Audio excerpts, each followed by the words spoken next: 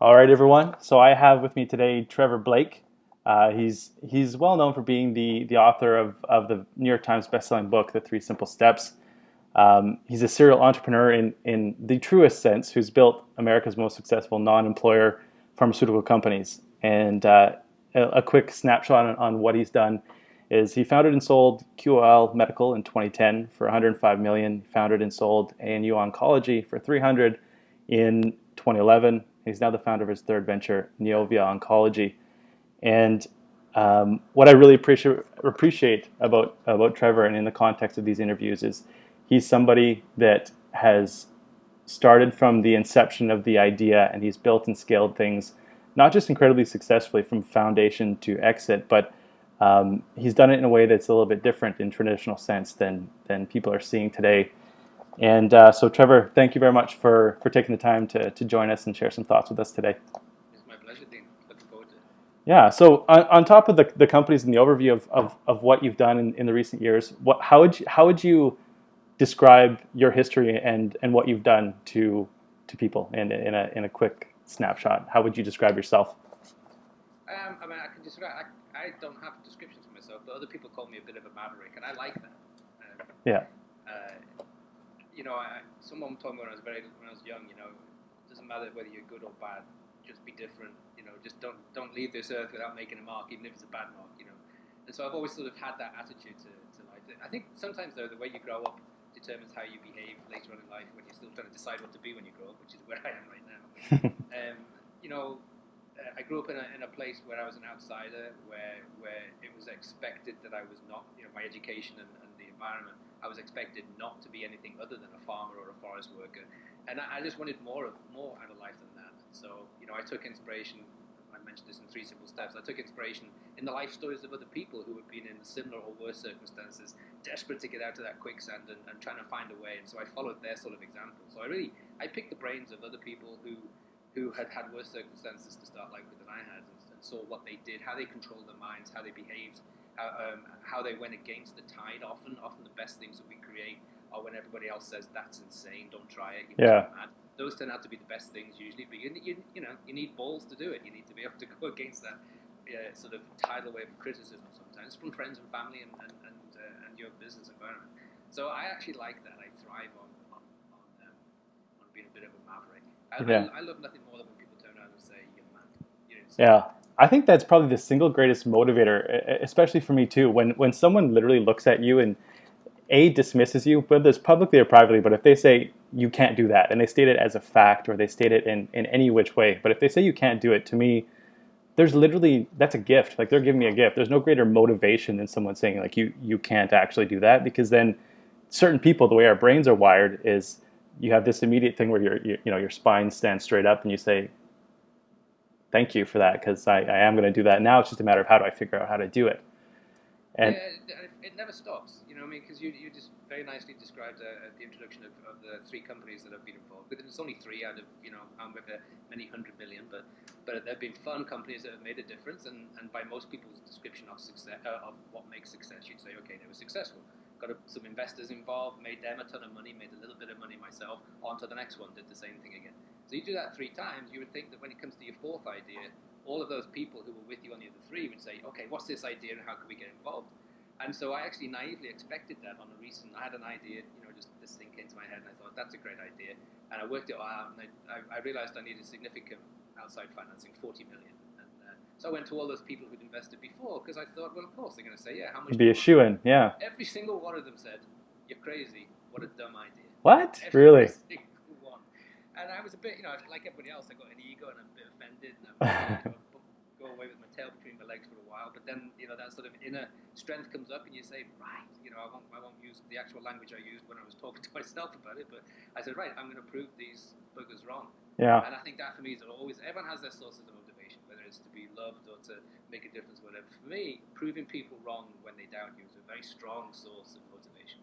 Yeah. I love nothing more than that. So I went out and I'm sitting here now having raised that 40 million to start this other venture, which everybody thought was crazy. Oh wow. I had to go abroad to get the money, but I've got it.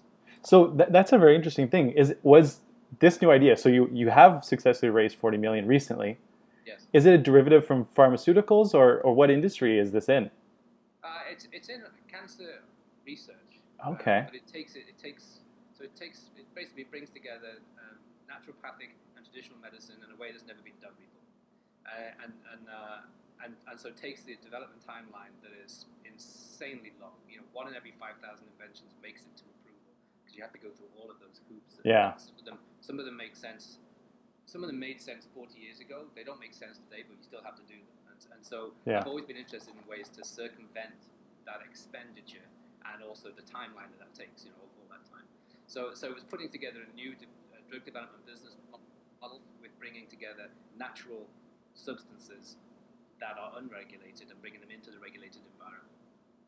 Okay, that's extremely interesting, and that's right offline, right before we jumped in here. I think that was something that we touched on is that this is a very intensive, highly regulated area where there is powers to be that can slap you down, say yes or say no, and being able to come up with different business models and different integrations that allow you to get inside of that scope without going the traditional channel. Because I think it's just like if someone's pointing a gun at you, if you run in a straight line, you have less chances than ducking and dodging. But I think it's the integration of different data points or different industries or different sectors to kind of bring them in together. But that sounds very interesting that you're integrating the non-regulated materials into a regulated environment for a new delivery of treatment and care and health solutions. Then. Right, and I do it from a position of great cynicism because I'm a tremendous cynic about unregulated nutraceuticals. Yeah, yeah. And without mentioning names, I'd say probably 4,999 of every 5,000 that you can buy off the shelf are not worth the money for buying them. But there are some gems out there. You have to have good people around you to identify them. So I've got a team that gives me a front row seat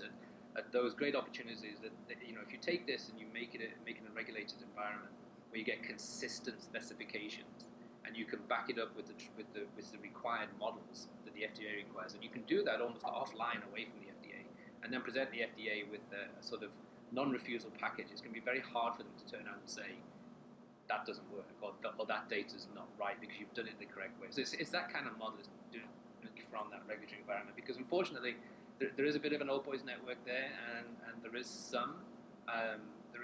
what I'll call it corruption. There's certainly some conspiracy going on there because the big companies have so much power and so much investment in the they basically fund the FDA through their fees, and so because of that, I'm not saying the FDA is against the small guy, but the FDA makes the small guy have to work really hard and spend a tremendous amount of money, which typically is beyond their capability, and that's all caused by the natural function of the big guys have the money, pay the fees, get in front of the audience first. So if you can do as much of that away from there and then come in with a really strong data package, I think you stand a much better chance. Yeah. It's harder for them to say no, you can't do that.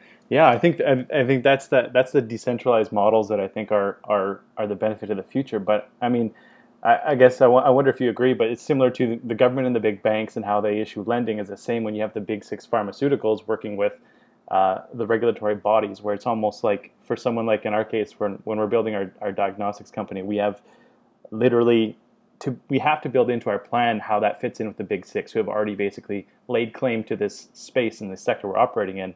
You can't go into it soundly without basically looking at your ancillary and planning different exit options and saying the likelihood of being just taken out or acquired is very realistic because they basically scorch the earth in front of us, and you can't really plan to be on your own as a small company in this big environment up against the big boys without developing a business model that has a plan that fits in with that. Like you can't ignore that as like a core focus of how you build your model going into it. Right, I think it's really important to know your exit strategy even before you start your company, and that goes against the sort of common thought of running companies. Most people start a company and they want to be the next Google. Yeah. And it's sort of very vague, a bit fluffy, really. And I've always had a very clear exit strategy, even as I've had the idea for the company. And I think for me, it's been critical to stick to that. So in previous companies, my goal was to exit early and be purchased by an entity for a minimum amount. And part of my mentality for wanting to do that was that I think it's important to know your limits as a sort of entrepreneur or CEO type. And one of my limits is that I'm a builder. I love building stuff from nothing, but I'm not very good at maintaining. So once a company gets to a certain size and the excitement of overcoming challenges turns into one of, paying people and hiring and holding people's hands and being the father counselor to keep employees happy. I'm not very good at that. I had a career of that, and it didn't inspire me. So when I get to that point, I like to get out. Yeah. So I've always had clear exits. But on this particular one, my exit strategy is actually with an approved product on the market rather than selling an idea to a large pharmaceutical company for a huge amount of money. So for that Okay. reason, my business strategy was uh, don't show your hand too early. So that's why I needed this big chunk of money to do as much as I could before I get to that point. Because Mm-hmm. it's hard to negotiate. You have no power to negotiate when you're such a small company. You know, I was lucky enough to have George Rothman as sort of a mentor for a small period of my life. He was the guy that built Amgen and then later on ICOS. So I suppose together $100 billion worth of value. And he's just a lovely, down-to-earth, pragmatic guy. When I first met him, he was already 70 years old and was a multi-billionaire. And he spent his time riding the ferries in Seattle, bird watching. He's just a really Wow. down-to-earth, normal guy. I spent a day with him doing that. And I'm not really into bird watching, but he's full of advice. And I used to wax lyrical about how people sort of kind of say, I've got an idea, I build a website, I go hire some people, and then 2 years later they're out of business. And so there's a different way of doing it. And so he and I had the same philosophy that the secret to success is to survive long enough to be there when it comes to you. And Yeah. most people don't survive long enough. And so he always said to me, when you're a small company and someone offers you a fair deal, take it, because the secret is to survive. So with my previous 3 companies, that's always been my mentality, and therefore that defines the exit strategy. Mm-hmm. Build something, get some money for it, do it again. But this particular strategy has changed. So with respect to George Rothman, I'm now not a small company anymore or a small entrepreneur, and so this time I can afford to be a little different. Yeah, yeah, I'd have a different strategy. So, how does that come to play? Like when you're, a lot of people talk about early stage idea creation, and then you have validation, proving your concept, and figuring out who you are, what your product is, how you fit into the market. So, in the early stage of planning your venture and creating who you are, so that you can be a financeable entity, what things do you do a little bit differently that maybe is like that tack on mentality that builds in the plan to go into an exit, where I think there's obviously some things that you've done or some certain questions and validating that you do early on to both plan for and build for the exit when you begin. So what are some of those things that you do? Well, you mentioned this. So for me, a proof of concept is always really important. I'm an investor in some small companies, many tech companies that have a healthcare niche. And I'm on the board of advisors of a couple, and I always try to get them to do this. I only go in, I won't invest in a company that doesn't have any kind of testimonial from a potential customer. And so most of these tech companies, they have, they come to me for funding because I suppose I'm what you would call today a sort of free agent seed capital guy, I suppose. Yeah, If you want to label it. yeah, Um, you're an angel investor pretty much in exclusive deals, I guess. Yeah, and things that really interest me. Which is usually the people more than the thing. But Mm-hmm. so someone may come to you with what seems like a really great idea, and my immediate response is, okay, where have you tested this? Where's the data? Have you been able to prove if your technology is to save the healthcare system money, then have you proved this? Have you given this away for free and brought the data in? And typically the answer is no, because they're underfinanced, undercapitalized, which is why we're talking, I guess. In other cases, if they have a revenue generating product, have you been able to, it doesn't matter what the price is on day one, have you been able to get that out of the hands of customers? Have they had an experience, and what's the feedback? And those two things are really important for bringing in fairly quick investment. Whereas otherwise, it's a nightmare of a struggle, because you can spend, as well as I do, seed money is fairly easy to come by, and seed investors like myself can be pretty unsophisticated investors because we may not understand the technology, but we like the entrepreneur. Hopefully it's just an entrepreneur, not a team, but we like the entrepreneur, and we think the technology is fun, but we don't quite know how. We just think it might work. And so seed money can come in without a lot of due diligence. But when you get to venture capital, those guys do serious Different ball due game. diligence. And I mean, they squeeze you inside out, and after a year, they may turn around and find, one of two things might happen. After a year, they turn around and decide there's an issue you hadn't identified and it's too risky, or it's taken a year and something better's come along, something more exciting, and it's all for nothing. Mm-hmm. So that proof of concept early on is really important. So my advice always to entrepreneurs is push off venture capital as far as you can. Most people go into that way too early. And venture capital brings a guy on the board and traditional way of doing things, and they'll want you to have a CFO, and they'll want to have board meetings, and they want all that nonsense that we all have to go through. So stretch out seed capital as long as you can, whatever that means. Selling your house, selling your cars. I mean, that's what most of the successful companies have done. Even the guys like Google. I mean, Google, the two guys, you probably know the story. The two guys that started Google tried to sell that desperately. It was interfering with their studies, and they just didn't want to be businessmen. It wasn't what was in their head. They had this great algorithm, this great idea, but they wanted to be more academic. And so they tried to sell it for $1 million. And the CEO, I think it was, I can't remember the company, but it'll come back to me. But he refused. He said it was too expensive. So they dropped the price to $750. Yeah. He refused the price again. And then the investor guy that they had said, you know what, your problem is no one understands it. It's so new and so original, no one understands it. You need to prove the concept. And so they did a very small proof of concept, very small search engine idea. And then they went on a roadshow, and within 6 months they'd raised $25 million. And those were different days for tech, of course, and there's a lot more money available. But that proof of concept is essential, because most investors just won't understand until they can see, I can see revenue, I can see happy customers, or you're giving this away free to this department in this hospital, and they've said, look, this is saving us a ton of money. We'd be really interested in getting involved in this. You need that, I think, before you can ever sort of grow as a company. Everything else is pie in the sky till you do that these days. Yeah, and I think that's the misnomer that people have, where they say we've got this great opportunity. Our company is different. We just need some money to do it. And I think, in today's age, when it costs you nothing to develop prototypes and to get something up there, I mean, if it's your own credit card or whatever, I think the critical part is people are going to raise money while they have something on paper, where it really takes not a lot. And it's also the experience of actually writing out a plan that allows you to learn and see what you really have. You learn to interact with your market in a way that you wouldn't do if you were just going with idea and I need money. So I think the early stages of coming together and basically looking at it a little bit tougher, saying like, I basically cannot get money until I do these certain things. And it forces you to kind of create a prototype and an idea and something of proof that you can knock on, that you can see.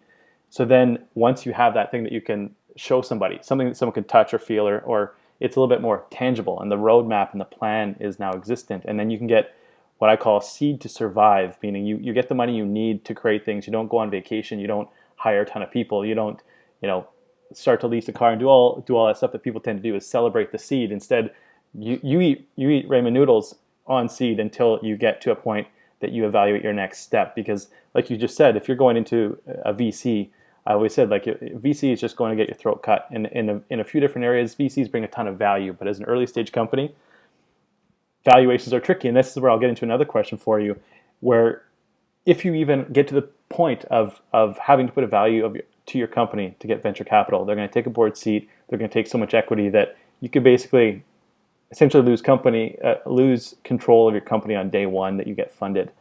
So that brings the next question, I guess, is when you have an early stage company, especially in something like pharmaceuticals, which is very challenging, or healthcare or technology, do you often defer valuing your company? Do you use something like, do you do a blend of like convertible notes, or there's some great funding mechanisms now, but do you defer valuing your company, or do you actually try to put a value to it early on? It's like saying how long is a piece of string. Trying to decide a value on something that is really nothing but an idea, and in some cases, let's define the difference between business plan. I meet a lot of entrepreneurs who've written an MBA type thesis business plan, but have not left their desk to do it. I don't even read past the first page. And there's other guys whose business plan is look at these testimonials. I spent 4 months going around talking to these potential manufacturers. They love the idea. They can do it for this price. I talk to these customers. If we can build it, they will come.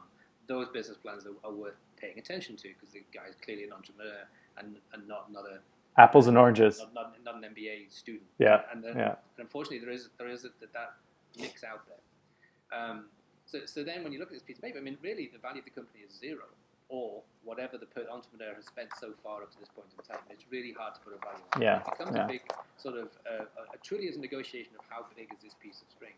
But it's the most important negotiation an entrepreneur ever has to make, because so much is determined by that first agreement to a pre-money valuation. And most entrepreneurs are so desperate for money, any money, just give me something so I can get started. They will allow their value to be really squeezed down to next to nothing. And for the first year or two, it doesn't matter. When it comes to Series B, or let's just say that's seed money, when it comes to Series A, and you started off with your value so much, you find yourself so diluted by the time you get to the next round of financing. You end up 5 years later selling the company, and you'd have made more money if you stayed in a regular job earning a decent salary. And I've made that mistake, which is why I'm so passionate about it. So it's really important to get that first valuation up, probably. In my business, I'm fortunate in that there's a lot of comparisons. There's a lot of deals that go on, and they range from a company that hasn't even got an investigational new drug package together yet, to companies that are in stage of phase 3 of clinical trials. And they mix the value of, okay, we give them an upfront fee to keep them happy, we give them milestones along the way, and we give them royalties of any product that gets on sales. And they wrap that all up into a beautiful package, and they say the value of this deal to that company is 200 million. And it's absolute nonsense, because the value of that deal to the company is the upfront fee. Because the risk of getting from where they are to getting something in the market is so huge, you're very unlikely ever to see another cent. So for me, when I won't say coaching, but when I'm talking to entrepreneurs who are trying to get an upfront valuation, it is have the courage to make it as high as you possibly can. Use as many references as you can. So I'm able to say, look, here's 20 deals that were done in the last 4 years. Here's the average upfront fee. We'll start at that. We'll call ourselves the average. I'm not asking for the world. I'm saying, so for instance, recently I did a deal whereby I was trying to bring in $6 million. And the people I was bringing it in with didn't really understand the business, but they wanted the valuation. So we were at the IND stage, so we're at the point where we're about to go into human trials, and the average upfront fee is 13 million. So I said, okay, 13 million for that, $1 million for all the other compounds we have and the patents that we haven't taken a look at yet, and $1 million for all the stuff we've done around this particular IND that's above and beyond. So we said 15 million pre-money. And there was no argument to that because there were so many references. Yeah. I was able to show them so many papers that says, look, this is what it is. I'm saying we're in the middle here somewhere. And I'm just asking for a fair market value. So I'm in an industry where you're able to do that. In the tech industry, it's much harder because typically you're coming up with an absolutely crazy new idea that no one's ever thought they would ever have a need for, and you're trying to say, okay, what's the value of this insane idea? And it is really, literally is picking numbers from the air, and you just have to stand your ground and stick for the highest. I mean, if you can find other companies that've done something similar and they got this, you can use those as examples. But in the end, it'll come down to how much the investors believe in you anyway. And from their perspective, it doesn't matter what valuation they give you; they're going to end up owning 70 to 80% of the business anyway. Yeah. But it matters a lot to you as the entrepreneur because you get diluted so hard. You know, Tufts did a study 2014 of hundreds and hundreds of entrepreneurs that were also they were founders and CEOs of their own companies, and the average equity ownership was less than 10% for all of those entrepreneurs. So you have to if you can end up 4 or 5 years down the line with more than 10% of your own company, you're doing very well.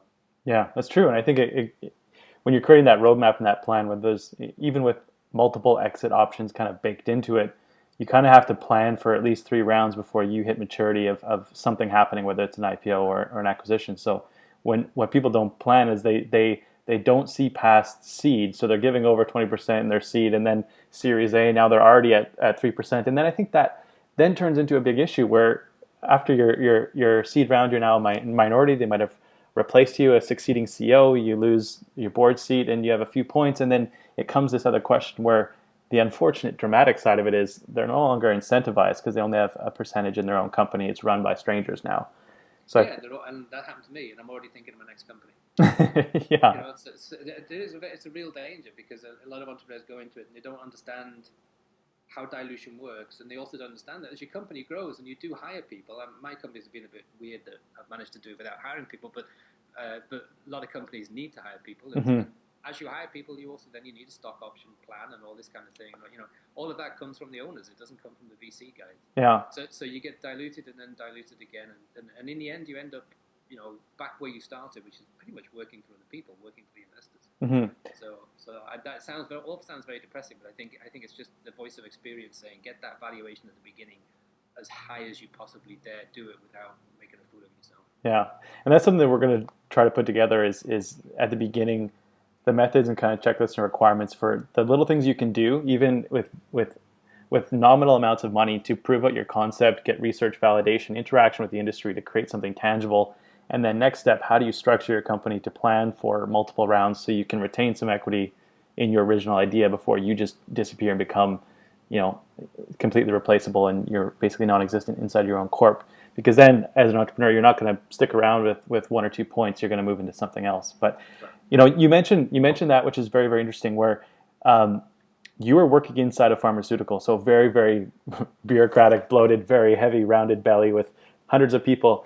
And I know you made a very funny and cynical comment where you said there's people with 14 different titles at the end of their name and no one knows what the hell they do because you got a VP that's got four different VPs and juniors and executives and underwriters and nobody knows what anybody does. And when the day starts, it's about having meetings to do with meetings, and it's just a wheel that's so big and so bulky. It's kind of like the old way of doing things. But you built your companies without employees, and that right away is probably one of the most interesting things. But it becomes more interesting because the industry that you're in is one of the most highly regulated and basically intensive industries, but you did it without employees. And on top of that, you did it without employees before that was cool and before that was a thing. Because now you're looking at all these books and people talking about a remote workforce and how to do it, the benefits of doing it, and autonomy and everything else. But you did it before that was cool and before it was a thing. But you also did an industry where people said like it wasn't a thought because people just say, oh, pharmaceutical is not a chance in hell. But you did it before it was cool, and you did it in an industry that is very very regulated and intensive. So how did you start that at the beginning in making the plan for having a basically a decentralized workforce of contractors rather than employees? Well, I think it was my regular career that pointed me in that direction because I started out in sales. I worked in a hospital for many years. After leaving the military, worked in a hospital for many years, and that's a very traditional hierarchical structure too, and very hard to get people to think outside the box. So I had that experience of banging my head against this brick wall of traditionalism. And then my first job was I was a sales trainee. I think that was my title. And fortunately, I worked for a company that had such a high turnover. By 2 years later, I think I was senior sales executive or something ridiculous like that. And then a regional manager, then area manager, regional manager, national sales manager, all in a very quick space of time, purely by the fact that there was no one else left to take those jobs. But the funny thing was, when I started off as a sales trainee, thinking that I couldn't sell a rope to a drowning man. I was very introverted, and so to go from there to that, part of the so when I was a sales trainee, I looked at the area manager and I thought, my God, he's 8 foot tall. And then I looked at the national sales manager and I couldn't even get words out because he was so big and powerful. He was like the Wizard of Oz. And then suddenly, in a short space of time, I'm doing all those jobs and I'm looking behind the curtain and realizing they were making it all up. Nobody knew what they were doing. They were making it up as they went along. And it's all just the same stuff. So that was a good eye-opener. So then I started to get really interested in other aspects of the business because sales and marketing didn't like each other. They didn't talk, and I couldn't understand that because they both need each other. So I wanted to know what happens in marketing. So I would sit down and spend time with the marketers, and they would be shocked that this sales manager guy, was even interested because typically they just get to hear the marketing guys get to hear the sales guy complain about how crap the marketing is, and the marketing guys complain about how rubbish the salespeople are. So I started to realize that you have these communication barriers, but also I started to learn what marketing was about. And then I realized that the marketers had trouble with the regulatory people, and so I went into the regulatory department and asked the guy who's the Wizard of Oz of regulatory to tell me, can I shadow you for a day? Now, this was a normal thing for me because in hospitals they have a thing called preceptorships. And so a senior doctor will take a junior doctor, and the junior doctor does nothing but shadow the senior doctor for weeks on end. And they learn as they observe. It's a strange way, you couldn't follow an accountant and learn accounting, but you can follow a chief financial officer and you can learn the issues that he faces on a daily basis and how he handles it. And so when I was able to do that, I would sort of cross-pollinate my experience. And this is something that I recommend to all would-be entrepreneurs. It's sometimes too late for the entrepreneurs to do it, and then they go and do an MBA, which teaches you how to build a traditional hierarchy, how to handle people and those kind of things. So I started to build a cross-functional knowledge. That doesn't mean I was an expert of any of it. But what happened was when I started my own company, and I'd come down from big corporate pharma to smaller companies, and the smaller the company, the more you're called upon, if you've got the courage and excitement to do it, the more you're called upon to get involved in different areas of the business to help us out. And I found myself working with scientists. I was a commercial guy working with scientists, and they're developing this brilliant idea, but if they ever get to the market, I could see quite clearly it's going to be a pill about that big. You're never going to be able to sell it, but they couldn't see that because they'd not thought, all they see is their science. And so I found great advantage then to say, this cross-pollination of knowledge could really give you the confidence to make better decisions. What I find with most entrepreneurs, the first thing they do is they start a company, and let's say it's a finance guy that starts it, and he knows finance, and then he thinks, oh God, I need a sales guy. Because I can't imagine myself going out talking to customers. I just don't have I'm not that type of person. I hear this all the time, or a sales guy saying, well, I don't understand finances, I need a CFO. What I found with myself was I had enough knowledge of all of those parts of the business that I didn't immediately need to go out and hire somebody. I was thinking, well, I can't afford a CFO, and I can't afford to have a full-time sales guy. I've only got a couple of customers at the moment. So I did all of those jobs myself with the confidence that if I see a real issue, I'll know it's an issue before it becomes one.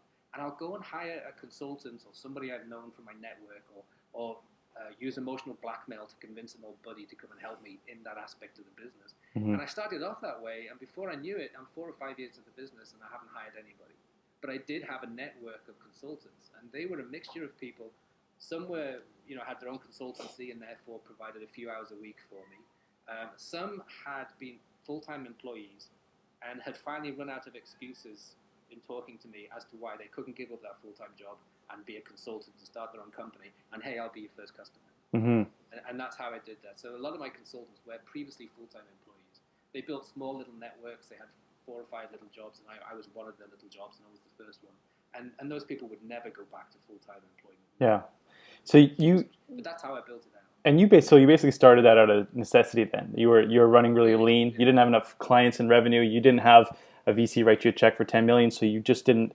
Do you think you would have changed your mentality? And you're thankful that you didn't, in the sense of if you had if you got funded early on, it's almost like an expectation that you would have probably been encouraged to go out and hire the best people that you could. But instead, the way that you started lean by only having a few customers, you obviously started this based on necessity and remaining in control and not over bloating your financials when you're bringing people in. It's true. Necessity is the mother of invention, and cash is king. Also, is true. For all the cliches out there. So that's absolutely true. So most people are encouraged to hire early and hire often, and before you know it, you've used up all the funding, and you haven't done any marketing, and you haven't got any revenue, and it's over. And unfortunately, that's such a common story. I mean, everyone knows the statistics. How many companies go out of business? It's almost one for one. One comes in, one goes out. In 2 or 3 years, and it's always cash flow issues. That's the cause of it. So there is that too. But there's the other thing that I sort of experienced in the corporate world, which I'm sure many people listening to this, as soon as I say it, their stomachs will turn over, and that is the meeting hell that you go through in the corporate world. Meeting after meeting after meeting. And I always used to define the meetings with every meeting the same as everything that can be said has been said, but not everybody around the table has said it yet. And we're going to sit there until everybody does, and they'll say it in a different way. And so I looked back at my career and thought, I spent 80% of my career doing nothing but sitting in meetings, talking about things that have nothing to do with satisfying customers or increasing revenue and profit, but have everything to do with employee satisfaction, the latest HR performance and appraisal, 360 or whatever term they give these things. And they drove me literally insane. And so one of my goals to myself, one of my intentions when I started my first company was to never ever have to do a performance and appraisal ever again. And so I came into, and it's a wonderful thing, believe me, because I still play soccer with a bunch of guys who work for Microsoft, and I mean their lives are sort of determined by the performance and appraisal system. I mean they start talking about it in September, and they're still talking about it in January, and they're all at the sort of director level, VP level. Yeah.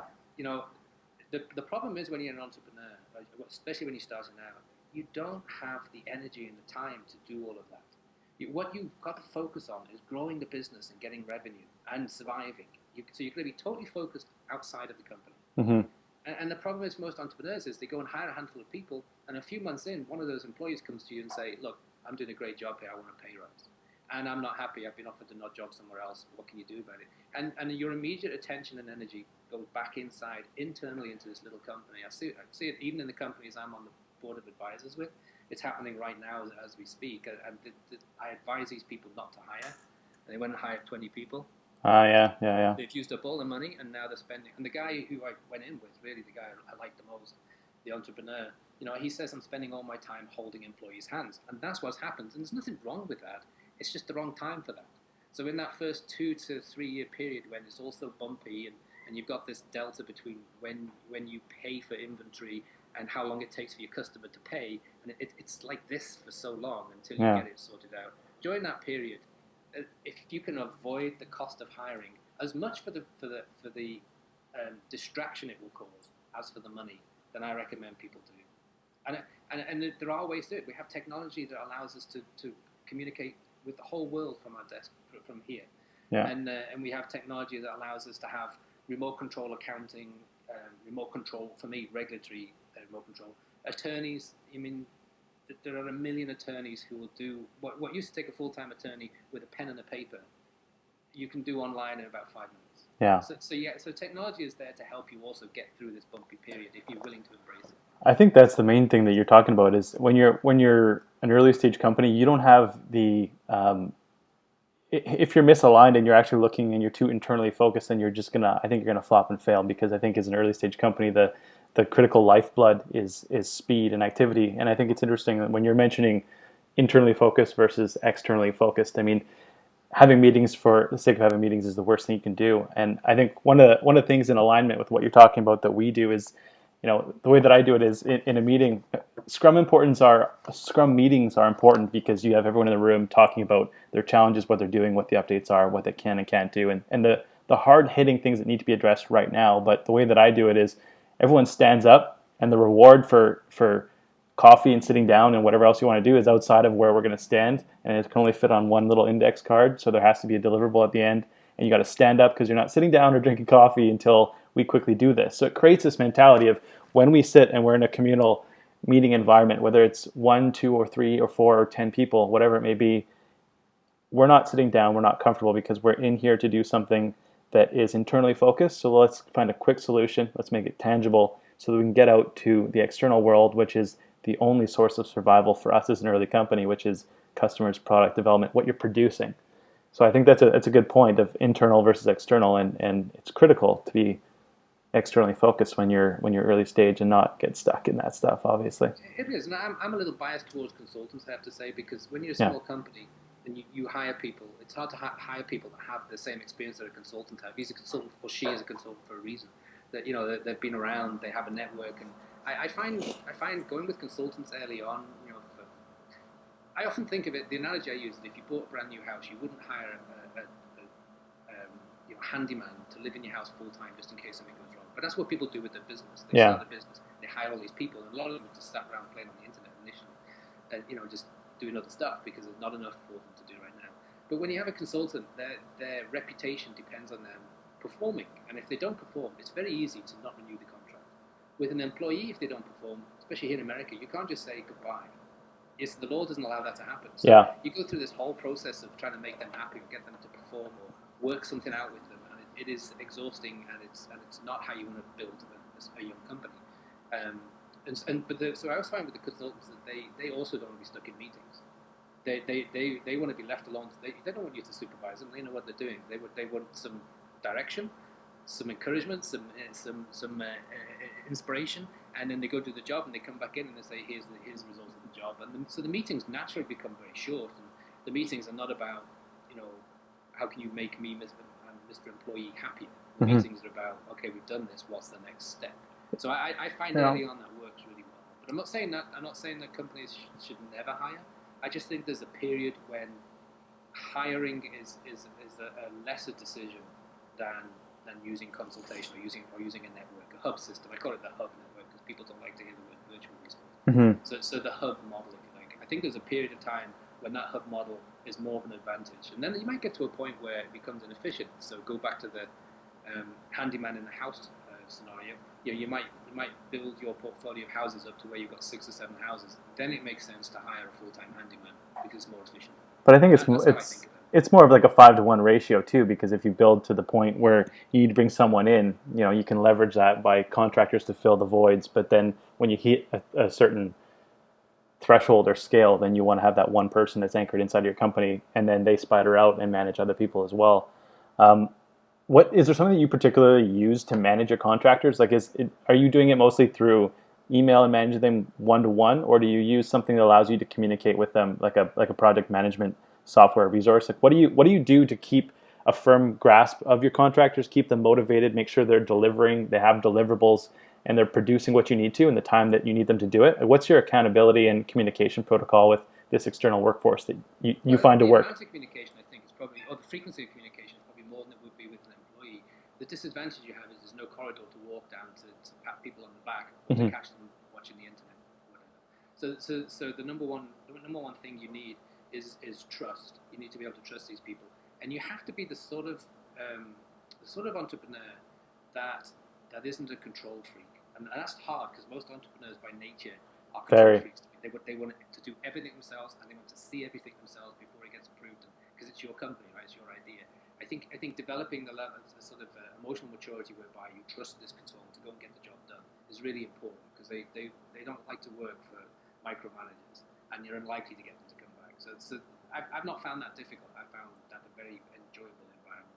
Mm-hmm. In fact, I think most of the consultants, if you were to ask them, I think they would turn around and say that was the best period of my life, building that with you, because they feel they're part of it. They feel they're building something special. They're not just a contract, not just a signature on a piece of paper. Yeah. What the other thing I find with consultants is that their level of experience is much greater than the employees I used to hire, and so they bring ideas. Whereas employees sometimes I find a little reticent to suggest ideas to their bosses, because they know if it wasn't the boss who had the idea, it's unlikely ever to get up to the next level. And whereas with consultants, they're very, very happy to come in and say, you don't want to do it that way. Why don't you try doing it this other way? And they know that you've got an open mind and a willingness, because you just want it to be right, and a willingness to do that. So I find they bring that. But probably the most important thing I've found with consultants is the network that they've already established. When you hit an issue, instead of having to get a group of employees around the table and bang your heads and say, okay, let's do this brain exercise where we try to solve a problem that none of us are experienced enough to solve. You go to your consultant, and the consultant says, oh yeah, Bob knows about that. Yeah. It's leveraging that externality again. Yeah, and I find that a tremendous advantage in that early period of a company, the 2 to 3 years of bumpiness before revenue manages to take over from costs. So I've always had good experiences, but I think my career taught me that too, because in most of the companies I worked with, we had employees to do certain functions, and then we were doing okay, we were expanding, and we needed to add to those functions. And we went out to the consultants and said, can you do this little piece for me? And I found that they did such a better job than the employees that I wished that I hadn't had the employees. It's a different level of that experience taught me that. It's different incentivization too, because if you're by nature a contractor, you've got to eat and do your own thing. So what you do, how you do it, how you're marking hours. You're not really marking hours. Where an employee, if they have to, they can sit and wait for something to happen, or have a different thing. They don't have a motivator or a gun on their head the same way that a contractor would. So I find that you immediately kind of remove this, burn of time and complacency where they have to find a solution. They're more solution oriented. And like you said, they have a spider of their own network by nature of being an independent contractor. So is it? I don't care if it takes them an hour or a year to do it, as long as the result is what I want. I'll pay the same amount of money regardless. Yeah. And so you're paying for expertise, really, I think. But the advantage is that you do start really quickly. You as an entrepreneur can focus externally with a certain degree of trust and comfort that your company is in safe hands. Yeah. And, I'm not trying to be against employees. I just think it's a timing issue. It's there's a right time to bring in employees. In your biggest company at the peak of operating, prior to an exit and everything else, at your peak of what you were doing in your biggest company, how many contractors did you have?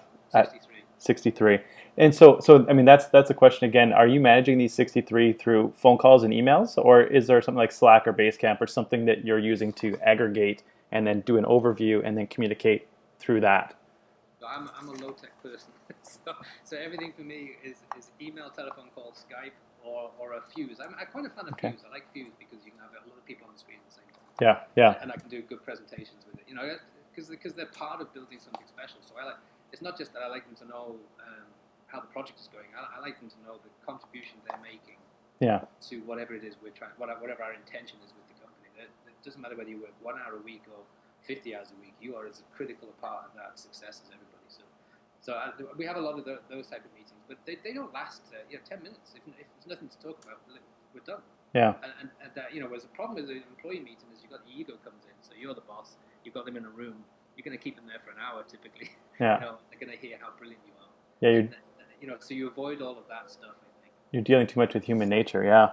On that topic, I mean, what would you say are some of the few key responsibilities of a CEO, the things that you should do and the things that you should not do as a CEO? So I mean, obviously you have 63 employees, you've got this massive company that's doing tens of millions of dollars a year, and you've got this massive machine running. There's only a few things that you can do, that you can focus on, you can prioritize, that deliver the most effort, and it's only what you can do. So what are those few things that you believe are the responsibility of a CEO that they should focus solely on, and what are the things that you think that they shouldn't do? Well, for me, the CEO is the conductor of the orchestra, and so everyone takes their lead on the conductor.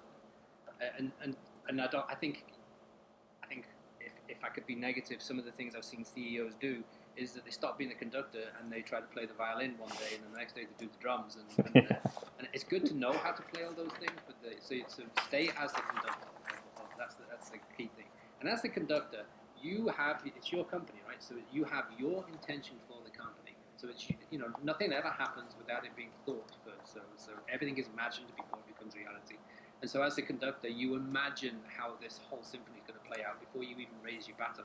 And the same thing as the entrepreneur, you keep that totally focused always. It's always in my mind.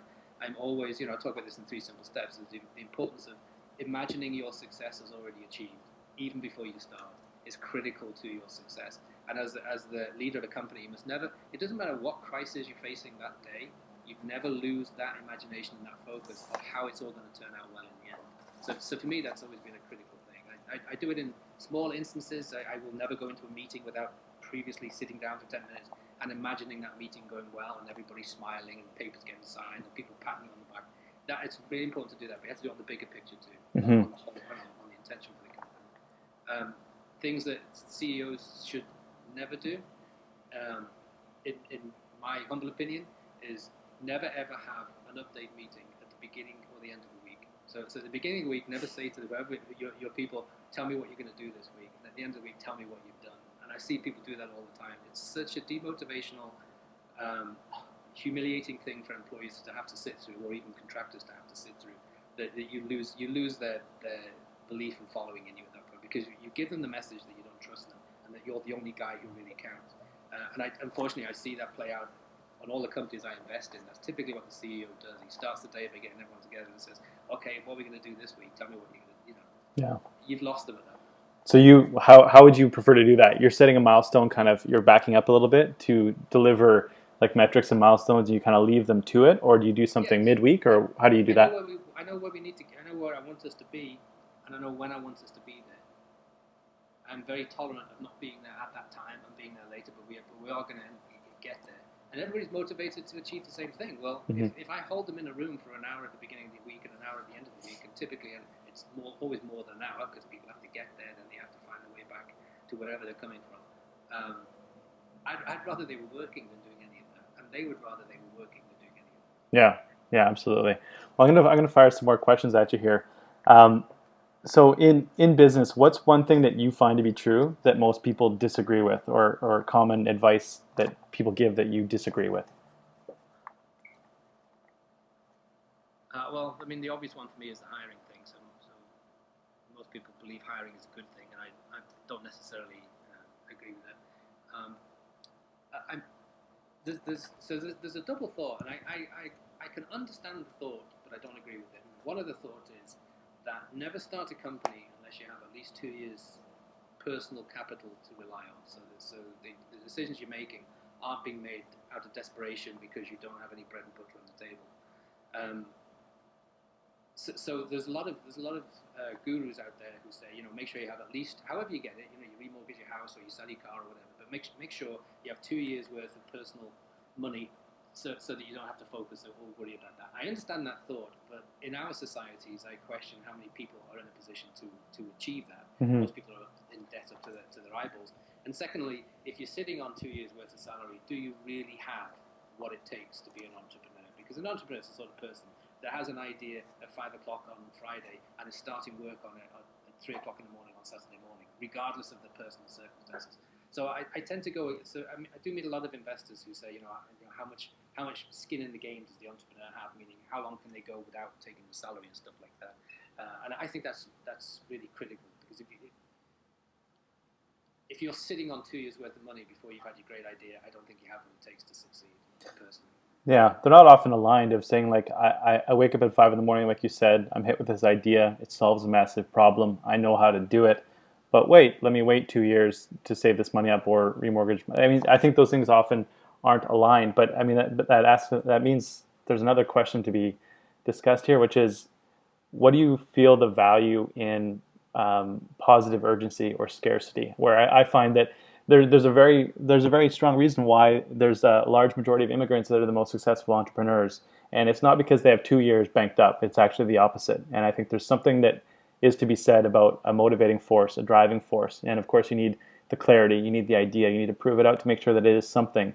But I think there's also something to be said about the grit, the hustle, the tenacity, and the level to which an entrepreneur will go because they have to versus I got this cushion, so if this doesn't work out, shit, I'll just go do something else. Yeah, I agree with you. And statistics would back you up, like you say. I mean, 70% of companies are started by immigrants in America today, and 50% of those are started by women, Yeah. which is which is fantastic. It's getting to a nice balance now. I'm very much into the yin yang things, So I like that out there. I think there is that fire in the belly thing that happens. I think having a great idea and sitting on your couch and writing a business plan isn't going to get you anywhere. But having a great idea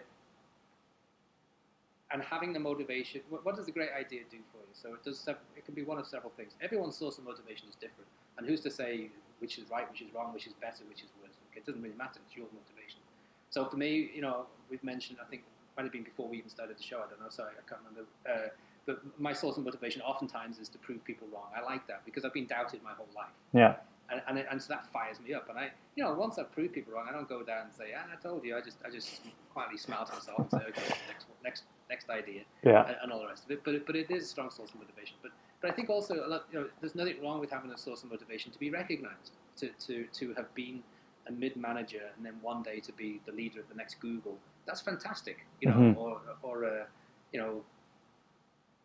A lot of people are really motivated by wanting to make a difference in people's lives. That's fantastic too. So if you invent something that changes the way people behave now to a better way in the future, that's absolutely fantastic too. And those are all strong sources of motivation that are, regardless of your personal circumstances.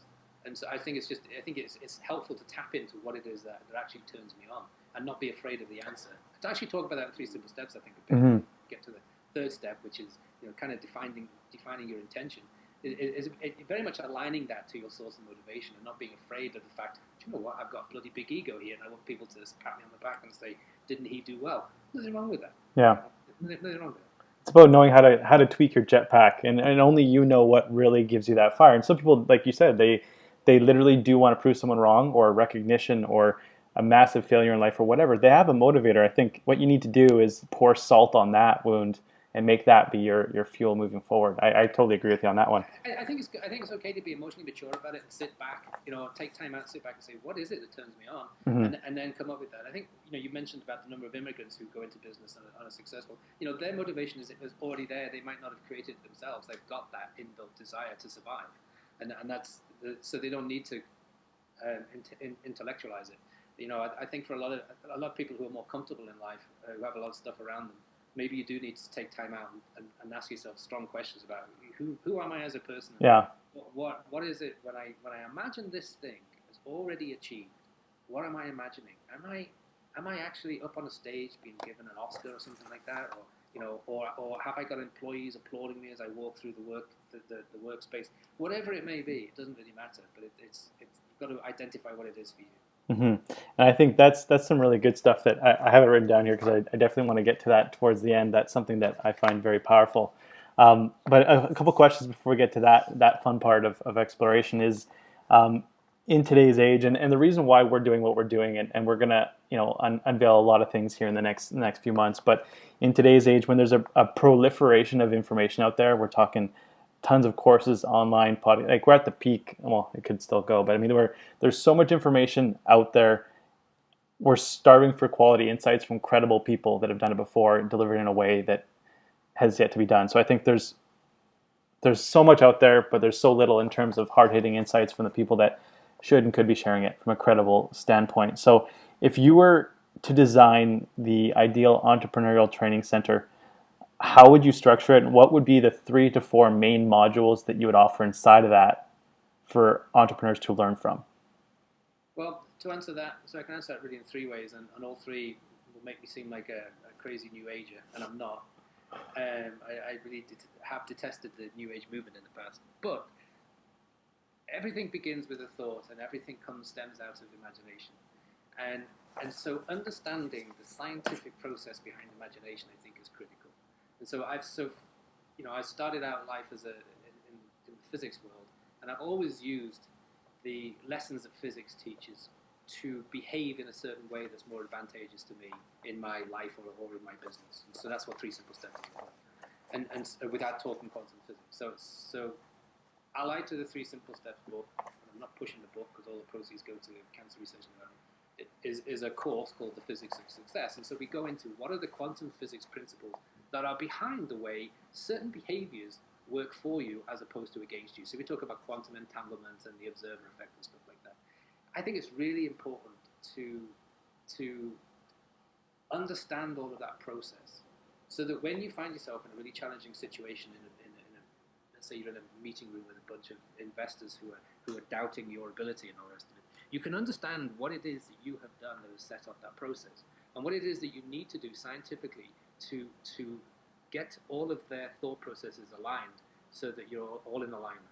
And so it's almost like a little bit of wizardry.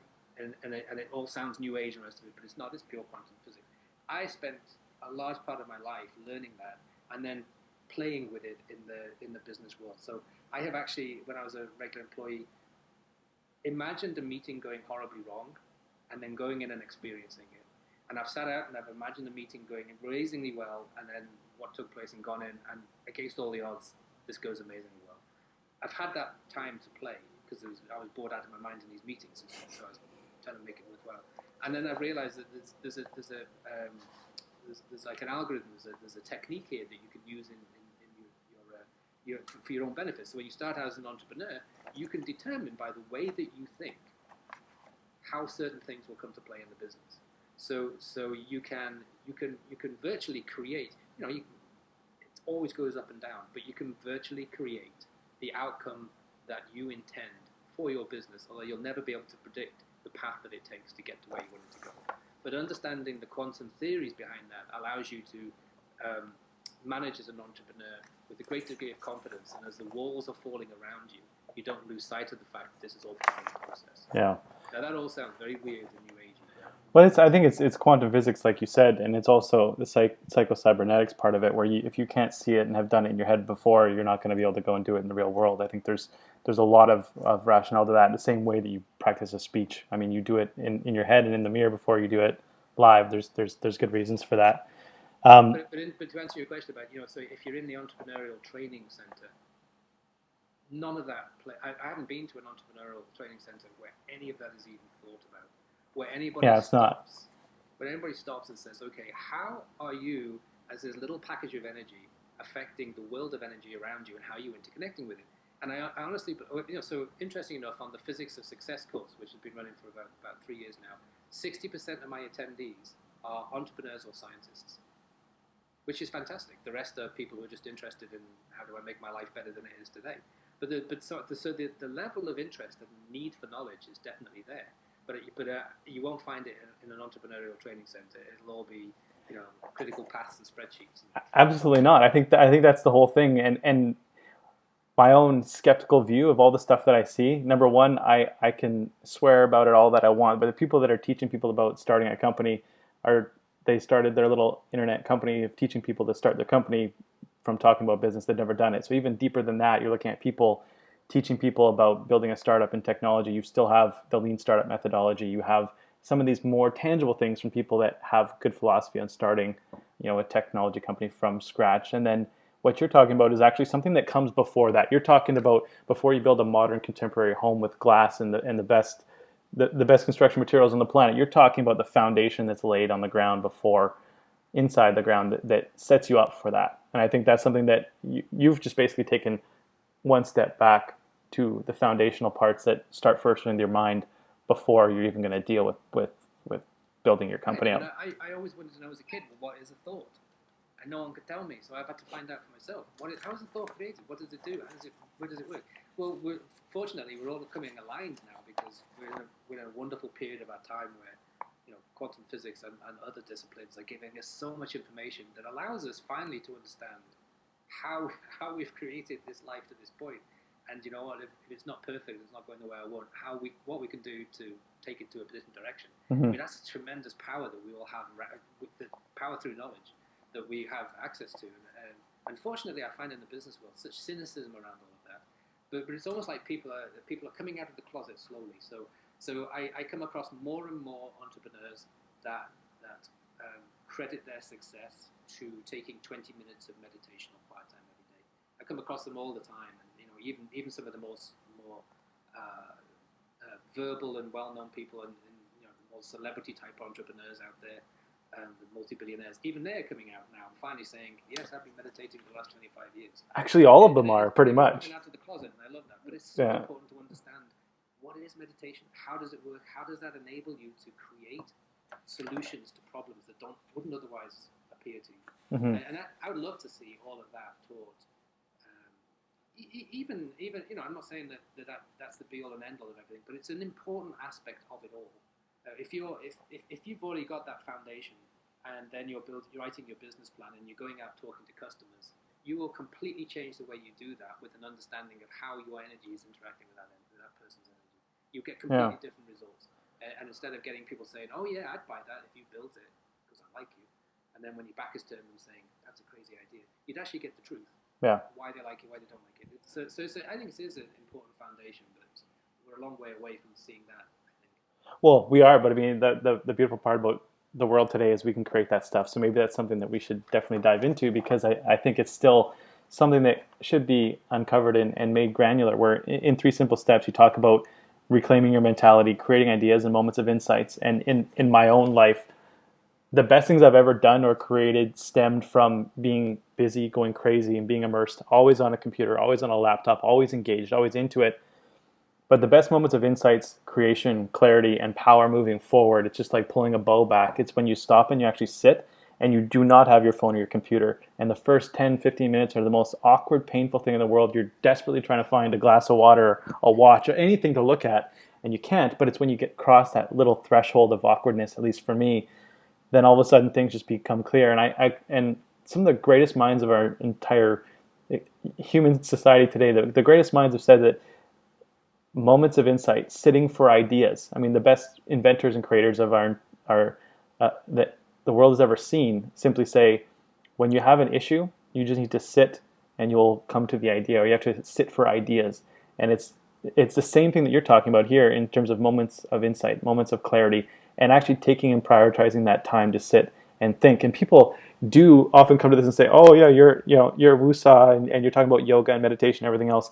That's not usually where I started it. But what I mention to those people that say, "Yeah, that's too wusa," is the most strategic, smart, intelligent, and successful people that I know today are the few that stop and they can actually remove everything in their world and stop and think and write and come up with ideas and clarity without actually working and busy work and distractions. The most successful people can sit and come to the conclusion of ideas, use the majority of their mental power by turning everything else off in focused effort to come up with things that, if they just continued on their trajectory of connectedness and email and doing what they normally do, they wouldn't simply be able to come to that idea. And that's where the greatest things have been birthed, I think. I totally agree, and there's a scientific principle behind it. It works for a reason, and that is creating that new neural pathway. Because you know our brains have 100 billion neurons. They work faster than speed of light because of the principle of quantum entanglement. But we slow our brains down almost to mush by making it use its energy to help me make my thumbs type on my text so that I can get this message, which takes me 10 times longer to actually get to this person by using my thumbs than if I'd actually spoken to them. But even so, that slows the brain down to mush. So we kid ourselves sometimes with technology into thinking that we're being very efficient, and actually the opposite can occur. So it's a hard thing to do. Switching all of that off and doing nothing, even for 20 minutes, for most people is a very hard task. I've been doing it for 25 years, and I find it a challenge on a daily basis. But there is a scientific principle behind that. And once you understand that, it gives you also that understanding of what you mentioned in the last moment. Is there's a big difference between having an idea, which would be, wouldn't it be great if I did that, and having a moment of insight, which is, that's how I can create that. Mm-hmm. It's a big, big difference. So the ideas are not just, oh, hey, what a great idea. There's I find I get like a blueprint. I get the solution at the same time that I get the idea. Might not have all the pieces in it together, but I certainly know the direction I'm going right now. I'll say, right, off I go into that direction. It's like your So first company in the insight napkin. into ideas is important. Yeah, yeah, it is the insight, and just like your first idea, and you said kind of jokingly that you were actually able, you literally scribbled on the back of a napkin, and it's only when you sit and you are in that focused, you basically turn your brain on supercharged mode is the way that I see it, and the times that I've written the most feverish detail to things and gotten clarity is by doing that. But I think there's something that happens psychologically too when you tell your mind that I'm no longer even like, the way I look at it is like it's a water hose. You're looking at bandwidth on a computer. If you've got 100%, you basically shut off 90% of the CPU on everything else, and you're just focusing 100% on this one solution, this idea. You inevitably come up with things because our brains are pretty great things. And we're using 10% some of the times when we're sitting and thinking because we're still engaged with the computer and general life. So I think that's, do you, a question along those lines is, if something comes up, it's a challenge, or you've hit a roadblock, or something unfortunate has happened, do you, on top of taking time each morning to have the strategic thought, do you do it more often when you come into a roadblock or challenge?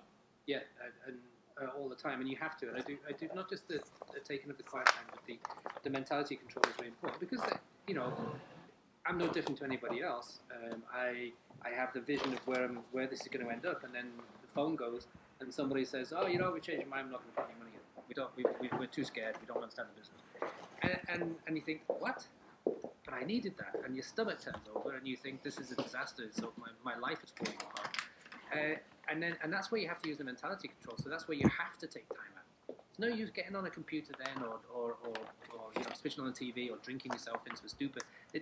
That's the point where you have to allow your 100 billion neurons to go out into an answer and find a connection. And it's also the point where you have to start taking mentality control because your stomach turns over and you feel like the sky is falling. And so then you have to imagine yourself still being successful. It's really hard work. It's a really difficult thing to do. You feel like a fraud doing it. But you have to do it. This is the discipline that's required. And somehow out of all of that, you manage to pump yourself back up. And the big issue that you face suddenly seems, well, maybe it's not as big as I thought it was. And then you have a great idea, a moment of insight that actually thinks, you know what? Actually, I just had this whole experience actually about 4 days ago. So, and I had this moment of insight. And I walked back into, I was out in the woods, I have 5 acres of woods out here, and so I was out in the woods, I walked back into the house, and my wife sees the look in my eyes, and she says, oh, okay, so I said, yeah, I just had a great idea, I'll be down in a minute. And then I came upstairs, and then I typed the email, sent off this idea, which was a brilliant idea, and why I didn't have it before, I had no idea, I was smacking myself in the forehead. That's how it feels. And then the next morning, this is to someone in China, then the next morning I go on my computer, and there's the answer, and they love that idea. It's got them over their fear, they're back in, that type of thing. So it's hard work. It requires a tremendous discipline. Whereas for most people, their response to the challenge that's come up or the fire that has just appeared is to put their head in their hands and go to the nearest bar and down a beer just to get through the day. Mm-hmm. So you do have to have that process. That's why I've got a 3-step process. So you get hold of yourself mentally. Take quiet time so that you can find this solution, and then you work out through intention how you're going to sort it out. It happens, even after all of these years, those things happen to me just as much as they happen to everybody else, and the difference is the mental control, I think, is how you handle it. Yeah, and as entrepreneurs, our sole focus solely is in creating solutions to problems and challenges. So inevitably, this is something that we need to do as an ongoing mechanism where people look at it as my company is my solution to a problem, where the reality is that you're going to have to be solving these problems on a day-to-day basis. Like you just said, it literally comes down to someone says no to financing your company or the seed round, or they say I want I want a lead investor, I want this first, I want that first. It's in those moments that you sit down and you come up with strategic ideas that advance you, and that's like a step-by-step thing. And it never, not to put anybody off being an entrepreneur, but you have to love this stuff, otherwise you're doing the wrong thing, because it never stops. It doesn't, no. I'm on my 4th company now, and it's just the same as it was in my first company. It's the same process, and you require the same discipline. Yeah. And you have to love it. You've got to love the challenge, otherwise you're in the wrong. That's true. That's very, very true. In that, you've basically from your career and what you've built, you've basically started companies that are in highly regulated industries, and by that I mean if you're in pharmaceuticals, you're dependent upon FDA approval, and And you can't just basically create a health product and go to the market. There's many things and red tape you have to go through. In the same with the energy industry, people that are working in the clean tech startup arena, and a lot of things that we've experienced too, is you're up against government, you're up against utilities, and you're up against the biggest oil and gas companies. You're up against the three biggest machines you can possibly be. So in your experience, do you see that it's more advantageous that entrepreneurs get into highly regulated industries and then innovate their way out? Or do you feel like, so is it better to get into highly regulated industries because there's less players in that space and more opportunity? Or do you feel like, as an early stage company, you're best served to just stay the hell out of highly regulated industries because there's such a low threshold of success? Um, no, I have not been asked this question before, and I'm not sure I have a strong opinion on it. What I have found, with the FDA in particular, is, because I've gone through a career where, I've been in lowly positions and then gone to the higher positions, and all of that nonsense that you go through, and you realize that when you're a small company and you approach these traditional institutions, the person you're dealing with is probably at quite a low level in the organization, at least initially. And that their motivation in life isn't to help you, the entrepreneur, to succeed. Their motivation is to impress their boss enough so that they can get a pay rise. Mm-hmm. And even though they may not say that, and they may even, almost at the subconscious level, actually not believe that, but actually that's how they're no different to you and I. And so they want to be appreciated and they want to be loved. Mm-hmm. Like most human beings, they want to be recognized, to be appreciated, and loved. It's true. And so it's really important to keep that in mind, so that when you come up against this brick wall, as you always do, that you realize that the brick wall is only trying to protect themselves from getting a rollicking from their boss for missing something. And there's nothing worse for the FDA than you get something like a Botox situation, where nobody really made a mistake. They just didn't have enough long-term data, and the FDA approved the drug on fairly shorter-term data, with the agreement that when the longer-term data comes in, they'll take a look at it. And unfortunately, long-term data wasn't very good. People had the unfortunate side effect of dropping down dead. And so there was a big crisis, and it looked like a conspiracy. And so the people down the hierarchy who that company had been dealing with looked like fools for letting this go through without. And they think it wasn't their fault. I think an understanding of the traditional mentality in these big institutions, and how different that is to you as an entrepreneur who can make a decision in 5 seconds. And even if it's the wrong decision, you have to hold your hands up and say, I had to make a decision. And you're up against these people who, yes, okay, so thank you for that. We need to make a decision. I'll call a meeting. Yeah. And then I'll have a meeting of 12 people all at the same level. And then they'll send their recommendations to the higher committee. And the higher committees will bring all of their sub-people together, and they'll take the 2 of the 5 recommendations, and it goes up this high, and eventually you get an answer. I think as entrepreneurs sometimes we forget that they have to live that life.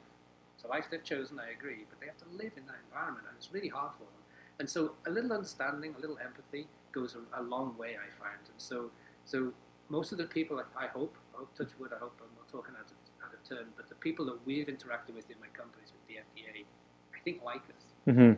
Because we understand their situation, and we provide them what they need in order for them not to be called out for missing something with their bosses. So we're very detailed. I go way over what pharmaceutical companies are expected to do for those people. And slowly you build this respect. It doesn't get any easier, but I think it's really important to do that. I don't know that it's any easier being in the regulatory environment or out of it. I don't have opinion on that, because I've always been in the regulated environment. There's definitely less players, though, that's for sure.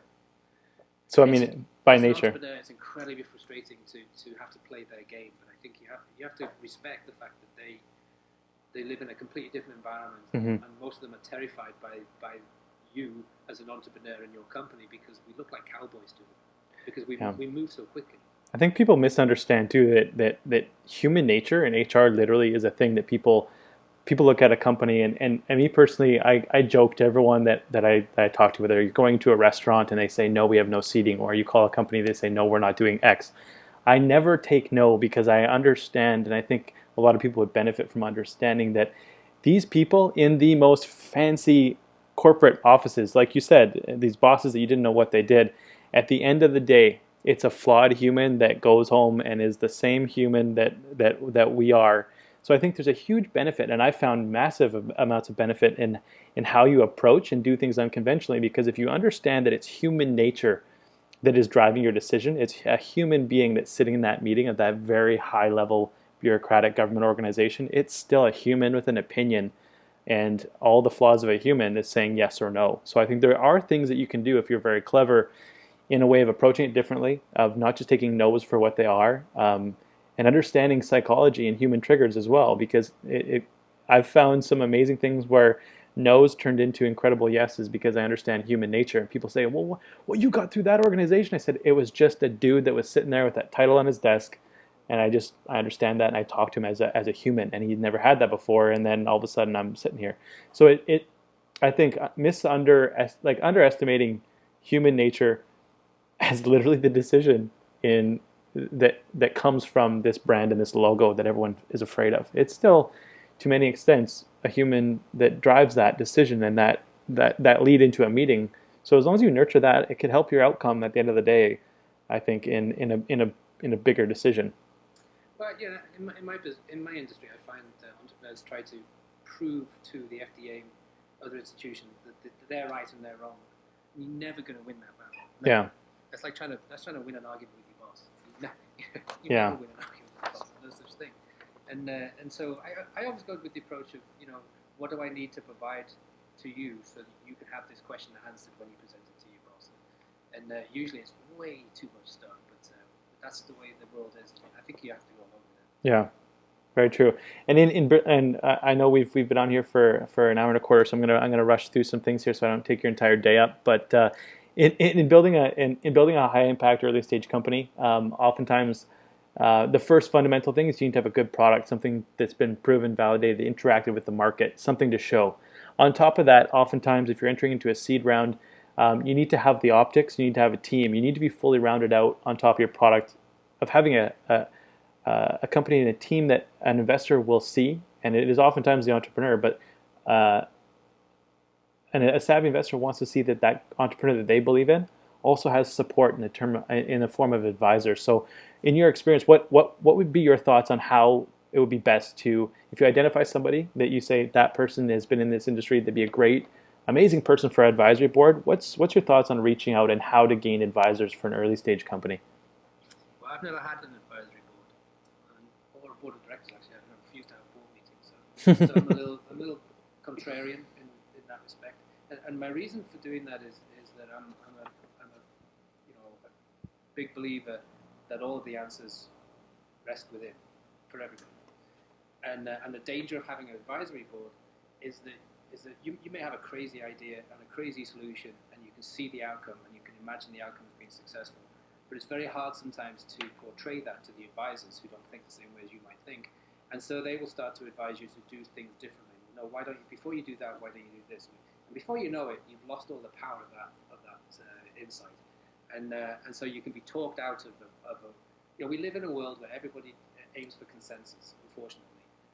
So nowadays, the lone voice in the room is no longer the genius; it's the troublemaker. Mm-hmm. And so I find that having a board of advisors as such will oftentimes talk a brilliant idea or a brilliant insight into nothing.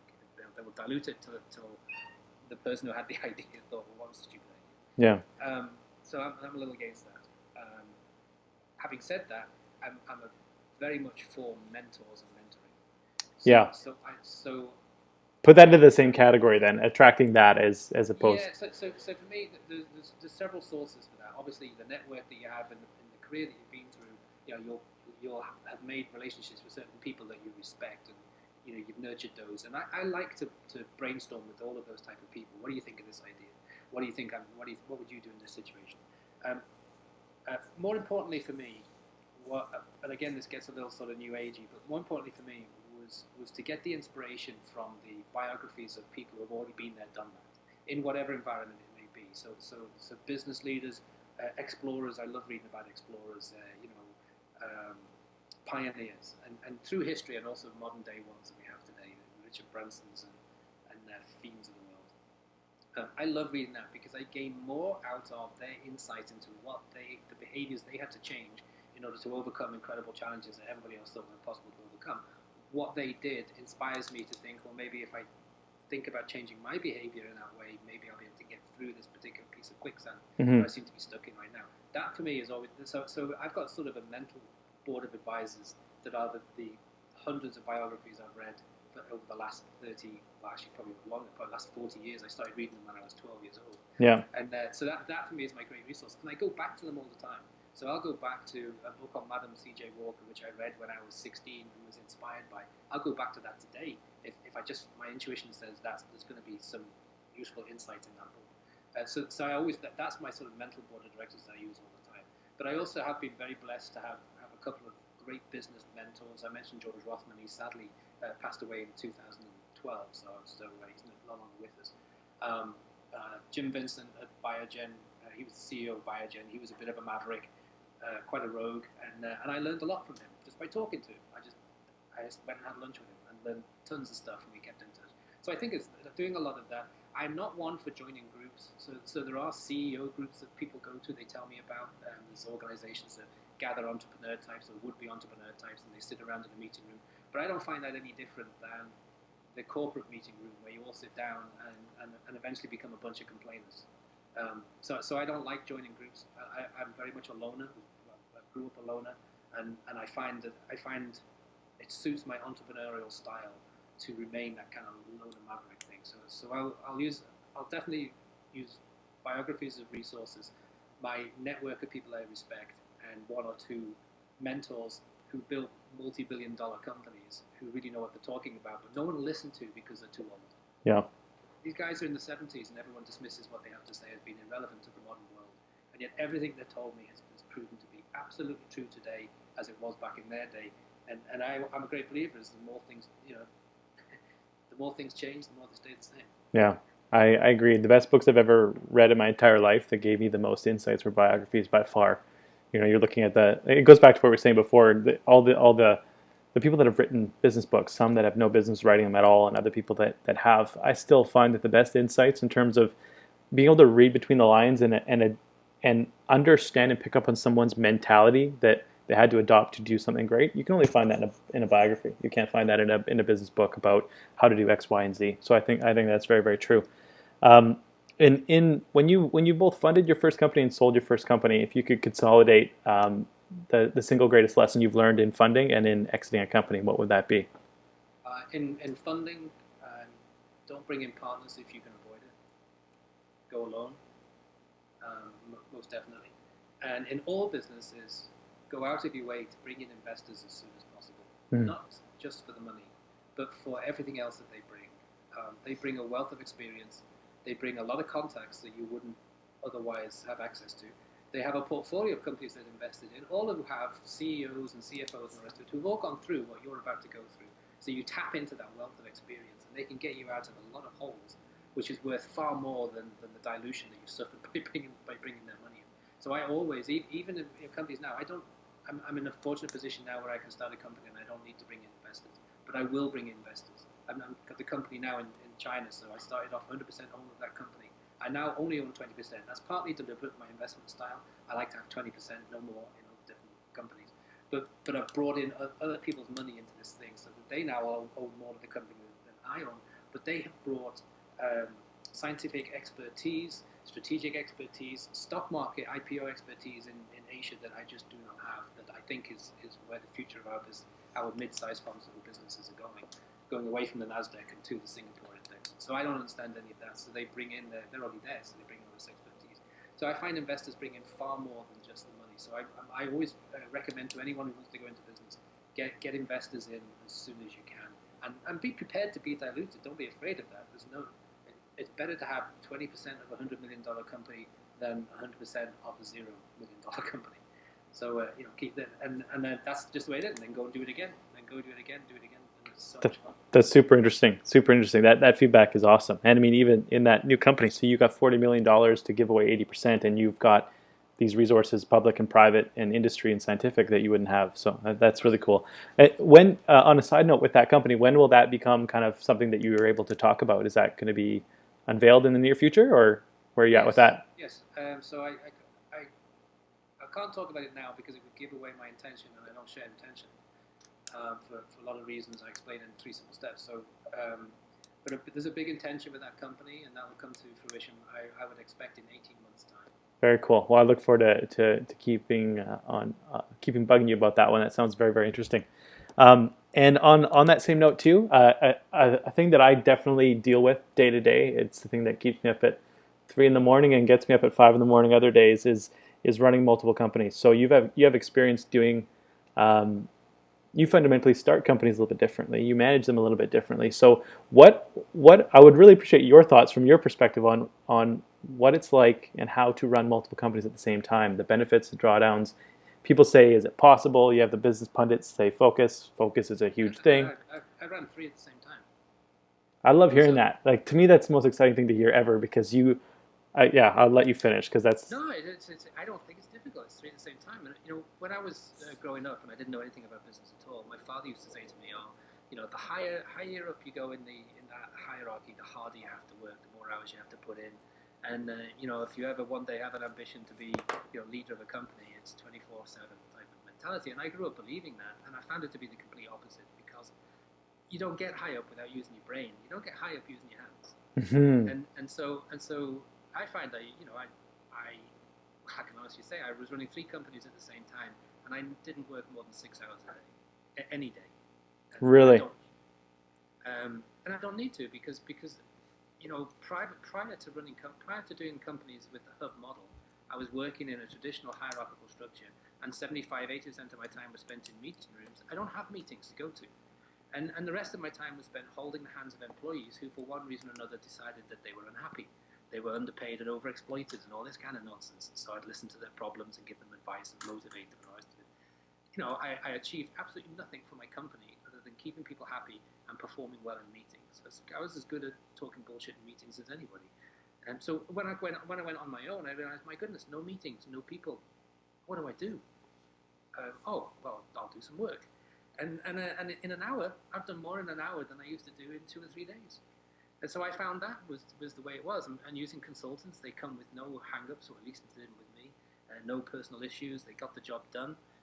If they didn't do a good job, I just didn't rehire them, got a different consultant. And so I literally spent 6 hours a day. And so I started my first company in 2003, I think it was, and I was probably working 6 hours a day on that company.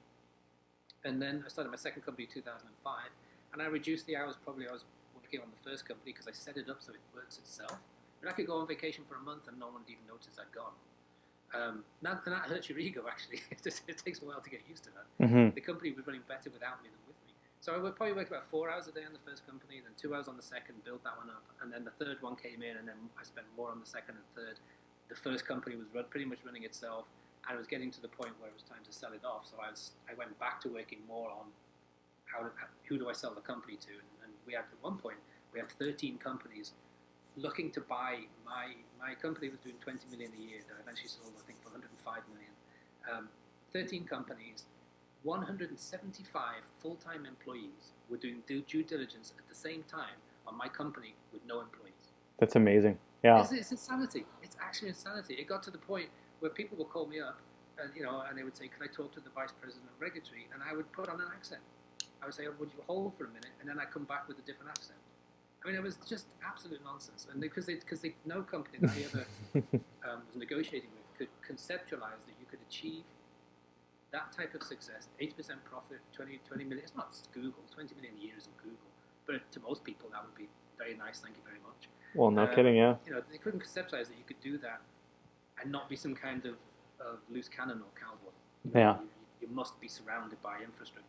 So I had to play a little game to get through. I've always had to do that. To get through the exit and get a really good valuation, I have to play this sort of smoke and mirrors thing, whereby no one ever gets to meet me. They just get to talk through some computer system to my various heads of department, which are all me. That's the interesting part. That's the amazing thing about you, and what makes you a maverick and makes you someone that kind of bends that paradigm is because you've proven it from results of what you're able to build and what you're able to create. But I consume a lot of information, and I do that from business people of all different sorts. But you're the first person that is focused on talking about the mentality, the thought, the sitting, the thinking that most people count as wusa. You're the first person that has built companies the way that you have in this way. You're the first person that says it's easy to run three. So you've recreated your paradigm and what's possible. And the thing is, you're not just talking about this in theory. You're currently doing it, and your track record shows, which I think is very very cool. So on that topic, there's two things I find very interesting there that I hope to maybe come back to you with and talk about maybe in the coming months. But one is specifically sitting for ideas and creating that, reclaiming your mentality and creating ideas and that moments of insight. That's something that I think deserves diving into that specifically. So that's something that maybe we can reach out offline, see if we can do that. And then talking about how you kind of prepare for the exit. So those are some other things that I think are very specific that I'd like to come back to you. Maybe we can kind of do round two on this thing. Yeah, be glad to. Most people will ask you at the end is like, what's the best book to read? But I'm obviously not going to do that. Instead, I'm obviously going to do what I continue to do, which is pass off your book and strongly recommend that people read the Three Simple Steps. And then the next thing I would ask beyond that is when are you writing your next book? Well, it's written, and so I had. It's an interesting place. So my next book is actually currently the title's changed depending on who publishes it, but the current title that I've chosen for it is Secrets of a Successful Startup. Interesting. And so it's about all the stuff we've talked about actually, and it is controversial because it goes against the current tide of thinking. I do like the idea of lean and lean structures, but that doesn't mean that they're any more efficient or they'll cost any less than a traditional hierarchy. So going with the hub model is a little different for some people to conceptualize. And so the book is about that, but also the basics of how do you first of all, how do you have a great idea, and then how do you react forward quickly enough so that idea becomes a real company, and then what do you do once it becomes a real company? So I'm a big fan of incorporating a thought. And then once you've incorporated getting money in, how the business plan works is a real business plan that involves getting proper customer feedback and stakeholder feedback, not just an MBA thesis. So all of that is in that book, and so I got 5 offers for it. They were all very similar, but the companies that made offers, their motivation for the book is not the same. It's not aligned to my motivation for the book. So I haven't signed any of those offers. So I'm just sitting back and letting life fill in the details at this point. So it will come out. I wouldn't be surprised if it came out as a free book. Very cool. Well, that's amazing. And as you near that process, obviously there's something that we'd like to do is offer that and help get that into the hands of the people that are actually building these companies. Again, not just the people that are talking about it, but the people that are have their boots dirty are the ones that we'd like to help support you in that launch for sure. What would you like to be remembered for? What would you like your legacy? What is your legacy going to be? I don't know. If I died today, I'd die happy. So because I had a great time. That's a great question. The thing that turns me on the most, that motivates me the most, and gives me the most pleasure in my life is when I see my wife smile. I get that little twinkle. We've been married 34 years now, and I get. Wow! Congratulations. I was working in a hospital. She was my mother's chemotherapy nurse, and every now and again I do something miraculously that makes her proud, and she smiles, and that's all I care about. So as many of those moments as I can have before I start pushing up daisies, I'll be glad about it. That's amazing. That's a great story of how that started, and it's those little subtle things. And there's a lot of.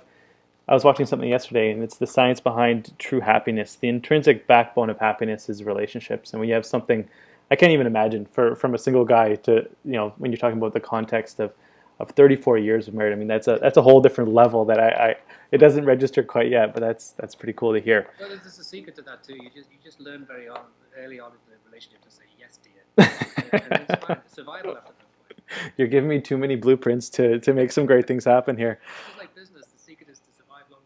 Yeah. Well, that's very cool. Well, we're right on an hour and a half, so I'm going to wrap up. But you're someone that you're head and shoulders above the rest. You're someone that I've admired for a long, long time. Your book has made a huge impact. What you've created in business to me has stood out from literally any other person, and it's helped from afar. Watching what you're doing and your philosophy on what you've built has helped me in building a health diagnostics company, amongst other things. So I really appreciate and thank you for that. I look forward to learning more about your companies. I look forward to the new book. And I look forward to speaking to you again, hopefully in the next few months, and diving deeper into some of these topics that we went through today, and a somewhat scrambled but very insightful interview. So thank you very much for taking the time. I love this free association. That was fun for me too, so thank you, Dean. I appreciate Awesome. Well, I'll keep in touch, and the community will thank you. We'll put up some feedback and some other questions, and I look forward to talking to you again very, very soon. All right, thanks, All Steve. right, Trevor. Thanks. Take care. Bye bye.